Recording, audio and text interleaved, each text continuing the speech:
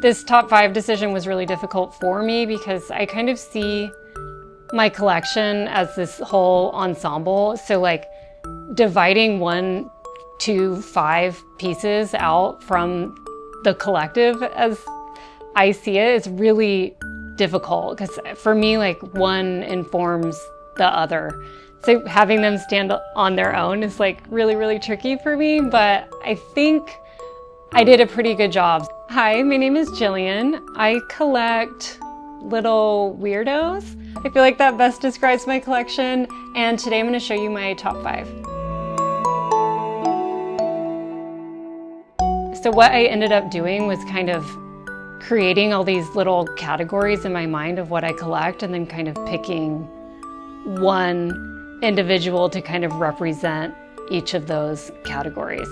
So I think that helped me whittle it down. But then some of the categories got totally dismissed because there were more than 5. So like part of it being so difficult for me to pick a top 5 is that I couldn't go further with that and choose like a hierarchy for these. So this is in no particular order. I'm just going to show you some 5 representatives of each of my selected categories. The first category is Big Eye dolls. So what I chose for Big Eye dolls is what I see as the origin point for all of my Big Eye dolls, of which I collect many, many. And her name is Googly. She was made in the 1920s. It's literally where the term googly eye comes from. She has a bisque painted face. It's all hand painted. I really like antique textiles too, so it's really interesting to me to see how the doll is fabricated from all of these different materials, and like her little dress is like an antique calico piece, and her hair is mohair, which is goat hair. It's just such an interesting, really early example of a tradition in doll making that is continued to this day. I just find her so fascinating and really beautiful. Super charming doll. So one of my biggest collections, or like collections and within the collection, is devils. So that seemed like a pretty obvious category for me. Dragon Riders of the Styx is something I heavily collect. I feel like I'm known for army building certain characters of this line, and actually, when I was pulling this out, I realized like I kind of army build this piece too. It's Fantar from Dragon Riders of the Styx. Is he a devil? I think he's a devil. I think all of the toys in this line is a devil, but he's representing the devil category. Just what a freak, right? The character design on this is insane, in my opinion.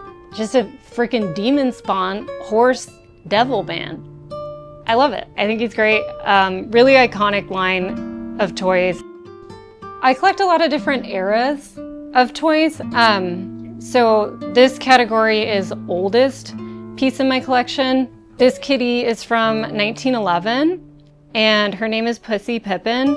She's just incredible. Like if you try to look up these toys online, this is the best example I've ever seen. They're usually just absolutely thrashed. And this one is in perfect condition. She's made as like a companion to similar like composition or bisque type dolls of the period. And I just can't believe something that's over 115 years old at this point looks so good. And I heavily collect another line of toys called Rushtons, or rubber face dolls. And I feel like this is an early different version, or like a prototype of what became Rushtons in the 50s. Just like a kind of a hard shaped face on a plush body. So she came like this. I didn't even know this existed until I went to a toy show, and one of my friends that I've become friends with through going to toy shows, she had this for sale, and I just like instantly had to have it. I can't believe she's just so stunningly beautiful. I love it so much. So this category, I'm gonna call it lost toys. Like toys, think like KB toy lines that existed for less than a year and like really didn't go anywhere. So to represent that category, which is one of my favorite categories of collecting, I'm gonna pick Lords of Light. A former Mego designer, like after Mego went bankrupt in like, what was that, either late 70s or early 80s, one of the designers decided they wanted to continue the Micronauts line. with another company and went over to Pack Toys and essentially just like slightly modified the Micronauts into these kind of like bastardizations of that original line. I think they're really interesting pieces for that reason. So if I have to pick one to represent the whole line of Lords of Light, I'm gonna pick Emperor Dementia because he's kind of a devil, and I have him one card. He's the only figure in the line that I'm aware of that has a variant. So these have two different cape versions, and they're just so weird and crappy. They're not very well made, but I think that's really fun. Similar to Micronauts, Lords of Light, their play revolves around some kind of like illumination. So where Micronauts had glow-in-the-dark aspects to the plastics that they were made of. So they came with what I think they're called like sun glow sticks or something like that, but they're these little packs of glow sticks that go inside their bodies. So they're like really disposable, right? Like we know glow sticks last for like 2 seconds. So you put the little glow stick in their body and that's how it would light up. And I like to think of them as bootlegs, but I guess like, are they bootlegs if the same designer did them? Like, I don't know, but they're obviously made out of really bad plastic and they just like want to fall apart so badly, but I think they're really cool design and fun characters. So to represent Rushtons or rubber face dolls that I collect, Rushton is a brand. It's the best brand in my opinion. I'm gonna pick this Rushton fawn. She's pretty new to me, new to my collection, but I've been after this piece for years. And a friend of mine who I met online very graciously sold it to me and I'm so grateful. I'm pretty sure this is a prototype. I've never seen another one. It's huge.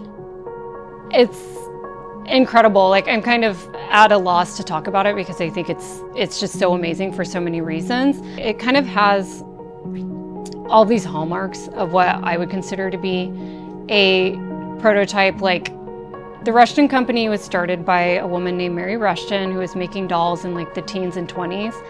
And as we move into the 50s, she starts making these rubber-faced pieces from original sculpts that she would do out of clay and then create like a cast mold to make the rubber faces.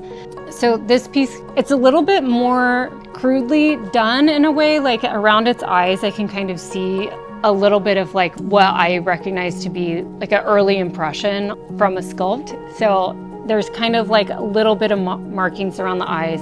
So the early Rushton pieces are all hand painted by either Mary, her daughter, or a hired artist painter. So like they have a really specific way of how they do eyelashes. But this one, like I'm not sure if it's because they're trying to do like a huge doe eye or if this is just kind of like a different example of how they would do eyelash painting. But this one has like a double layer of eyelashes, which it's really unique. I haven't really seen in another piece. Also, I clean and restore these antique pieces. This one came to me pretty dirty. Not too bad though. I could tell like it was gonna be a really easy cleanup because I have a lot of experience with textiles. So it looked to me just to have like a lot of surface dirt, but like the wires in their ears pretty regularly get like really scrunched up. So her ears were down. So I had to like reposition those and take all the stuffing out and clean up the fur just by giving it like a really thorough bath. But this one got cleaned really easily. When I was working through the restoration, when I opened it up, I noticed that it had like pin tracing marks from like an original pattern inside of the doll, which I haven't really seen in other pieces. So it's a really good representation of why I love this brand so much. Like all of the hand done work, the fact that you can get pieces that Mary was just like, there's so many animals and creatures in this line that it's almost endless. And she was just like, even on top of making the brand, she's like working on making just like new ideas, she had so much freedom in creating this line that it just feels really special to have a piece that I have not seen anywhere else. And I love it. She's so big and cute and amazing. I love it. I think I'm known for collecting more, like in your last video, I talked a lot about army builds that I do for different like fantasy properties. But I think for me, like the origin point of all of that is Lord of the Rings. So of course, I'm obsessed with this line. And then this figure, it's also kind of a devil, sort of. Kind of falls in that category too, but the Ring Wraith from the Lord of the Rings line. I think last time I talked with you too, I had him, but I didn't have the charger yet, so now I'm including these. I'm making them one toy for the honorable mention. But I finally got the charger, and the charger is so good. I didn't think I would be so excited about just like a pony, but the accessories he has and just like the way he goes with the figure are really, really good. These are super rare and just like such a beautiful action figure. The sculpt is so good. So it took me years to complete this set. This came up first. I feel like this is a little more common. Just the Ring Wraith itself. I got it complete. I had this the last time I saw you. I think it took another 2 or 3 years to get this one, but after being after these figures for a really long time, and I feel like part of the luck of being in a community for so long is that like eventually you kind of have friends that know that you're looking for something. So I just got really lucky and ended up getting this piece totally complete without any broken pieces. Finally got the charger, and now they are friends. Okay, so this is the Mystery Action Dragon, super elusive. It took me years, like I want to say like 10 years. It's been a really long time trying to get this figure because they are a lost toy line. They're made of garbage, plastic. So oftentimes this piece, the wings, they're just kind of like popped in there, and they're made of a really delicate plastic. So they're either broken or missing completely. I got this complete. I also have the box up in my storage, but I was looking for this for years. It's really big compared to the other vehicles in this line. He also has like some action where he can light up. He fits 2 demons on his back. So he's just like a really big mount. I think it's just amazing. I love fantasy creatures, and this line, it's my favorite. I'm so happy I finally have this piece. So this is another honorable mention. I have the whole Dragon Riders collection. I don't have the games, just for lack of space. You know, there's some like associated pieces that go to this line that like the games, and there's some other like smaller minifigures that I don't have that aren't a part of the main line, but in terms of the main line, I do have everything. Okay, so that's my top 5. Thank you so much for watching. You can find more of my collection on TikTok and Instagram as Cutthroat_Cuddle, like cuddling. And that's it for now. Thanks.